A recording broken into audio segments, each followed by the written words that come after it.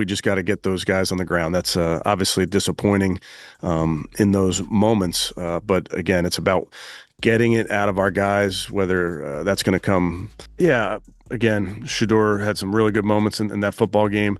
There are things that he wants back that we're coaching up right now that he can improve upon. But bottom line is we have to continue to put our players in position to succeed.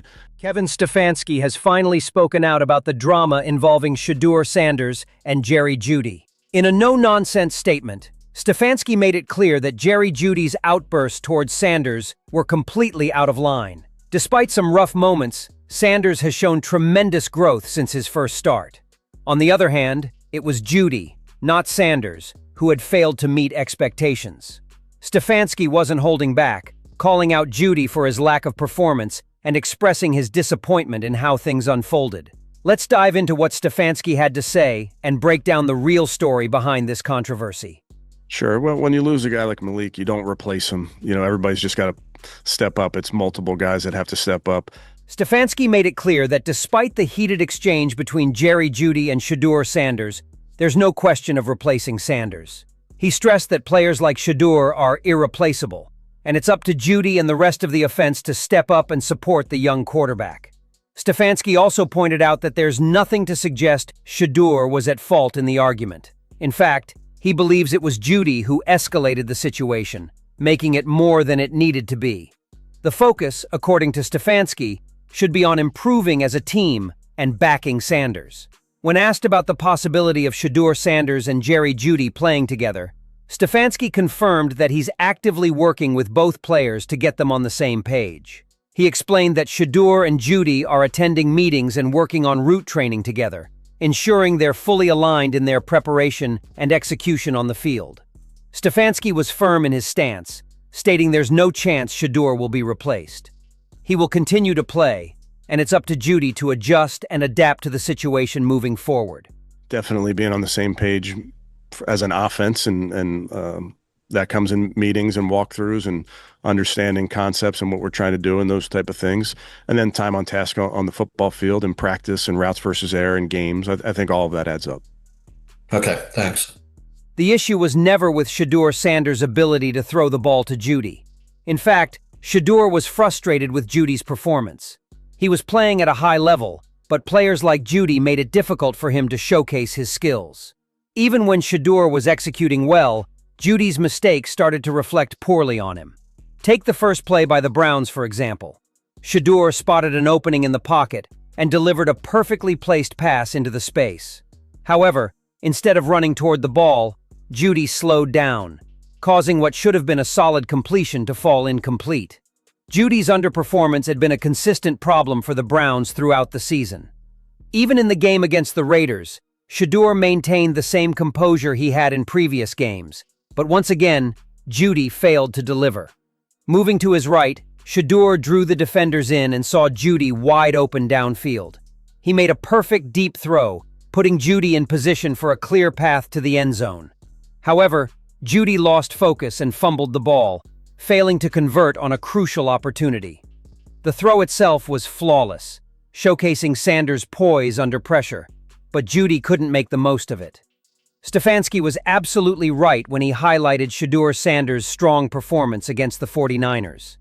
Despite the relentless pressure from San Francisco's defense, Shedeur consistently made difficult throws with incredible precision. There was even a moment when he was left completely exposed, with no offensive line protection, leaving him vulnerable in the pocket. Still, from that difficult position, Shedeur managed to deliver pinpoint throws, showcasing his resilience and talent, even against one of the league's toughest defenses.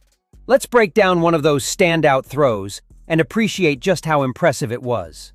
Despite the Browns' loss, Shedeur-Sanders' performance was unquestionable.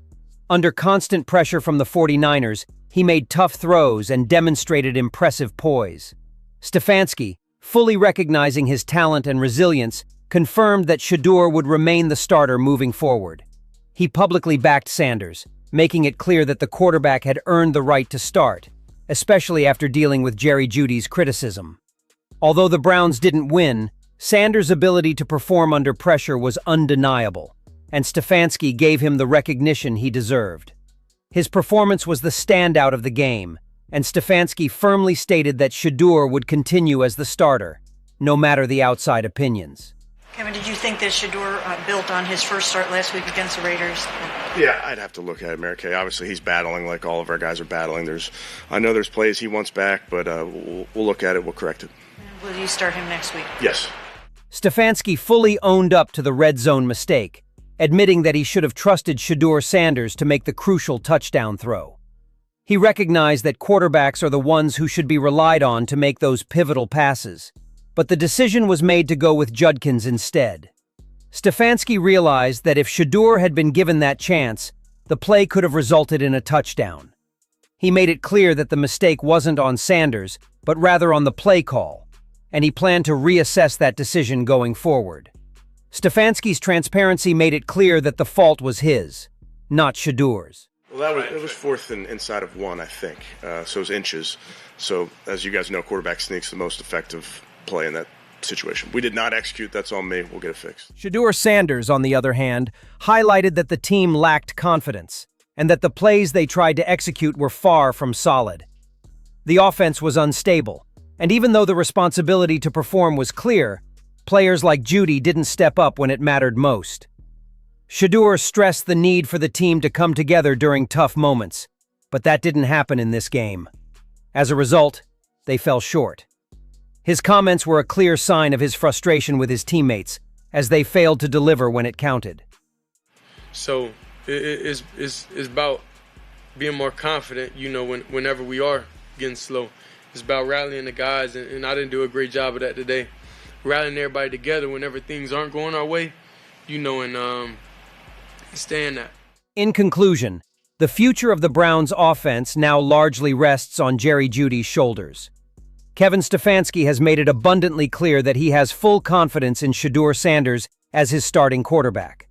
Despite the struggles and challenges that have arisen, particularly with Jeudy's underperformance, Stefanski has shown unwavering support for Sanders. Shedeur's resilience under pressure, his ability to execute challenging throws, and his composure in tough situations have proven that he is the quarterback to lead this team moving forward. It's clear that Shedeur-Sanders is the focal point of the offense, and Stefanski is committed to him, regardless of outside criticism. On the other hand, Jerry Jeudy's future with the team is now in his hands. His fumbles, missed opportunities, and inability to step up have placed him in a position where his actions will dictate whether he stays in the starting lineup.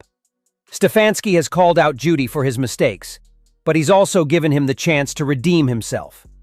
The pressure is now on Jeudy to show that he can rise above the challenges and perform at the level expected of him. His success or failure will directly impact the team's offensive output and ultimately determine whether he can continue to be a valuable asset for Shedeur. While Shedeur-Sanders has earned his place as the team's leader, it's Jerry Jeudy who must make the decision to step up and contribute effectively.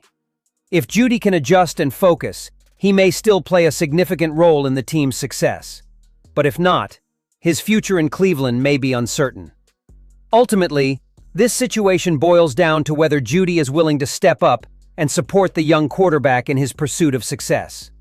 What do you think about Shedeur-Sanders' performance despite the loss? Was he right to call out his teammates for lacking confidence and failing to execute when it mattered?